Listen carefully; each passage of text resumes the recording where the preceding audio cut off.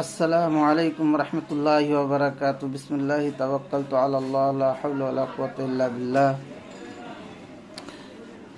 Hello' বন্ধুরা, আপোনালোক কেনেকুৱা আছে? কি খবৰ আপোনালোকৰ?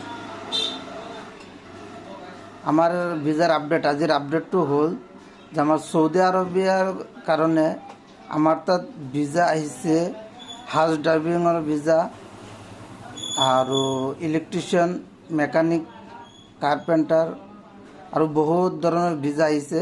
যদি আপোনালোকে ভিজা বিচাৰি আছে যে বাহিৰত যাবৰ কাৰণে ডুবাই, চৌদি, কুৱেত, ওমান, বাহৰেইন, কাটাৰ, যদি আপোনালোকে ভিজা বিচাৰি আছে তেনেহ'লে এতিয়া আৰু আপোনালোকৰ দেৰি নকৰাকৈ সপোনটো পূৰা হ'ব।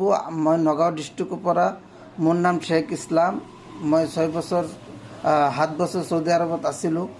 এতিয়া আমি ইয়াত এটা নতুনকৈ অফিচ খুলিছোঁ বালিজান বাজাৰত। আমাৰ নগাঁও ডিষ্ট্ৰিক্ট আৰু মৰিগাঁও ডিষ্ট্ৰিক্টৰ মাজত বালিজান বাজাৰ হয়। যদি আপোনালোকে কাৰোবাৰ ভিজা লাগে তেনেহ'লে আপোনালোকে আমাৰ লগত নম্বৰত কণ্টেক্ট কৰিব।